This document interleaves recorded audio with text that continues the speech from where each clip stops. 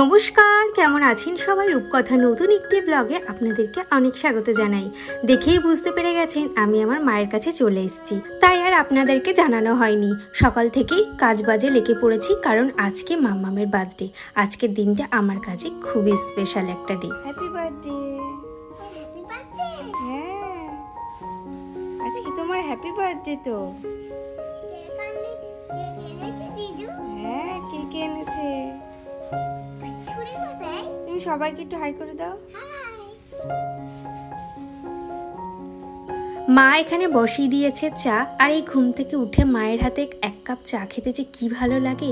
আর দেখলাম ঘুম থেকে উঠে মা সমস্ত জিনিস, মানে যা যা রান্না হবে, পাঁচ রকম ভাজা, ডাল, সমস্তটাই কিন্তু মা রেডি করে রেখেছে। এমনকি আমের চাটনিটার আমও পর্যন্ত কেটে রেখেছে।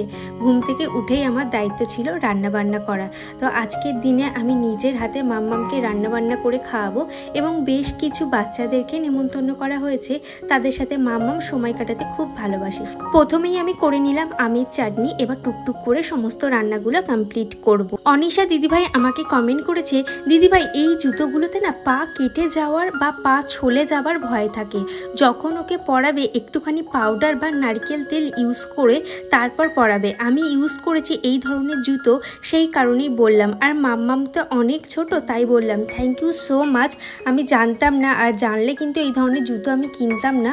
তো অবশ্যই আপনার কথাটা মাথায় রাখবো, এবং ও যখন পরাবো ওকে একটু পাউডার বা নারকেল তেল পায়ে লাগিয়ে দেবো। থ্যাংক ইউ সো মাচ এতটা সাপোর্ট করার জন্য। সিম্পলি দীপা আমাকে কমেন্ট করেছে, নোটিফিকেশান পেয়ে চলে এলাম তোমার ভিডিও দেখতে। থ্যাংক ইউ দীপা, এইভাবেই আমার পাশে থেকো। বন্দনা দিদিভাই আমাকে কমেন্ট করেছে, বন্দনা খান দিদিভাই আমাকে কমেন্ট করেছে, আজকে কেন এই সময় ভিডিও? তো আমার ভিডিওটা না আপলোড করতে লেট হয়ে গেছিলো, কারণ এডিট করা ছিল না। আর ভাবছিলাম আজকে দেবো কি দেবো না, তো ভাবলাম না দিয়েই দেই, আপনারা আমার ভিডিওর অপেক্ষা করেন, তো গ্যাপ দেওয়াটা ঠিক হবে না, সেই জন্য একটু লেট করেই দিয়ে দিয়েছি। আর অনেক দিদিভাই আমার কাছে জানতে চেয়েছেন আমার বাড়ি কোথায়। তো আমার বাড়ি হচ্ছে, মানে আমার শ্বশুর বাড়ি হচ্ছে বসিরহাট নিমদারিয়াতে, আর আমার বাপের বাড়ি হচ্ছে হাসনাবাদে। আপনাদের সাথে ক্লিয়ার করে রাখলাম, অনেকেরই প্রশ্ন ছিল।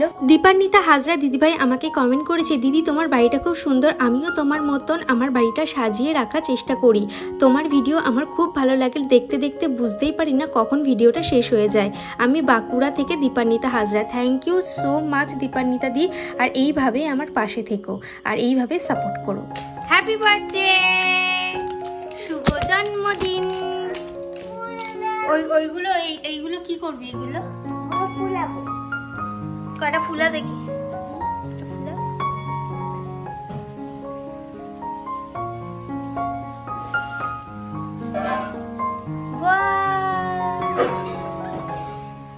সুন্দর হচ্ছে।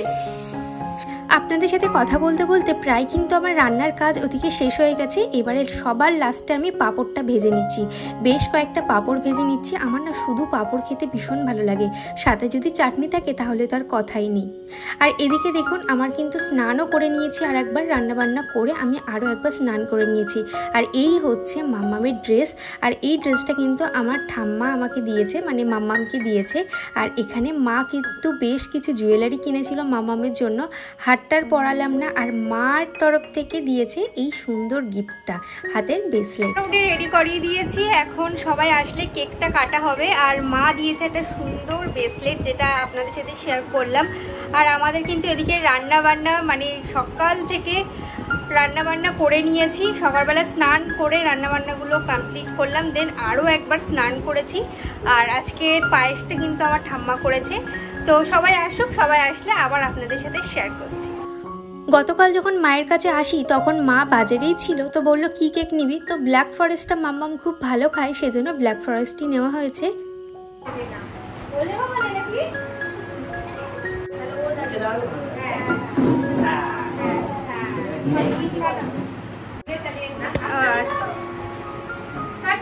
Happy birthday to you, happy birthday to you, happy birthday Kitty, happy birthday to you.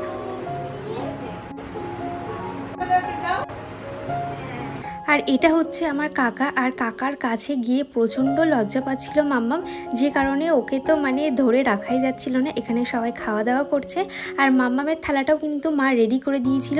মা এত সুন্দর করে মাম্মামের থালাটা রেডি করে দিয়েছে, আপনাদের সাথে শেয়ার না করে আর পারলাম না। আর মাম্মাম কিন্তু বেশ অনেক কিছু গিফট পেয়েছে। তো প্রথম এই গিফটটা আমি দেখলাম, তো এটা হচ্ছে একটা কফি মগ। তো বেশ সুন্দর, কফি মগটা বেশ বড় সড়ো আছে। আর এই গিফট দেখলে আমার যেমন হাত নিষ্পিস নিষ্পিস করে, মাম্মামেরও তাই। দেখো এখানে জোর কদমে চলছে মাম্মামের গিফট আনবক্সিং করা, এবং যার গিফট সে যদি না খোলে তাহলে আর মজাই আসে না। আর এখানে জোর কদমে চলছে গিফট আনবক্সিং করা, আর মাম্মামের মুখের হাসিটা জাস্ট ওয়াও ছিল। মাম্মাম এত খুশি ছিল এই গিফটটা পেয়ে, তো ভীষণ ভালো।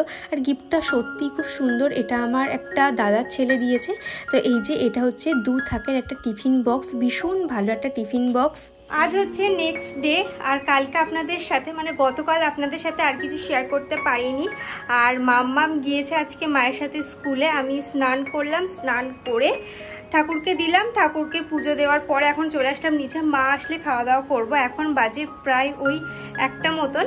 তারপরে বিকেলেও বাড়ি যাব, বিকেলেও বাড়ি যেতে হবে। আজকের দিনটা ভাবলাম থাকবো, তো কিছু কাজ আছে বাড়ির দিকে, সামনেই যেহেতু পুজো, ঘর ক্লিনিংয়ের কাজ আছে। আর মহালয়ার আগে যতটা পারবো ঘরগুলো গুছাবো, ক্লিন করব, তো সেই জন্যই চলে যেতে হবে। তো চলুন দেখতে থাকুন। তো মাম্মামের এই একটা ড্রেস হয়েছে, এটা হচ্ছে আমার একটা মাসি দিয়েছে, মানে মায়ের স্কুলে দিনমণি দিয়েছে। এই যে উপরের পাটটা হচ্ছে এটা, বেশ বড় সড়ো আছে, আমার মেয়ে অনেকদিন পরতেও পারবে। আর এই যে নিচের স্কার্টটা, এই যে। তো এই একটা ড্রেস হয়েছে।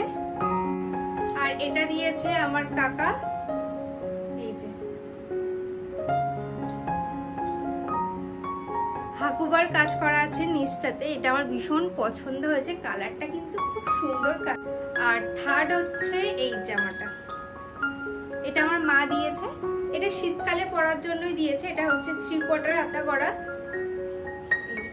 এটা বানানো জামাটা, সিট কিনে জামাটাকে বানিয়ে নেওয়া।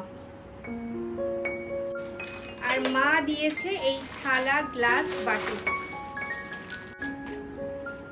এই যে এটা হচ্ছে 2টো থালা দিয়েছে। এই যে এই একটা থালা, এই একটা থালা, 2টো থালা দিয়েছে। বেশ বড়, এটা এক সাইজ বড়, এটা এক সাইজ ছোট থালা। আর সাথে দিয়েছে এরকম ছোট্ট ছোট্ট বাটি, এই ছোট্ট ছোট্ট বাটি, আর একটা গ্লাস।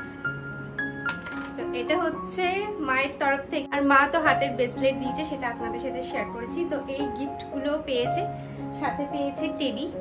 এবার মা আসুক, মা আসলে খাওয়া দাওয়া করে তারপর বাড়ির দিকে রওনা দিতে হবে। আর 2 দিন এসে মায়ের কাছে এসে পোষায় না, বাবা আসবে পুজোর সময়, তখন আরো 2টো দিন থাকার ইচ্ছা আছে।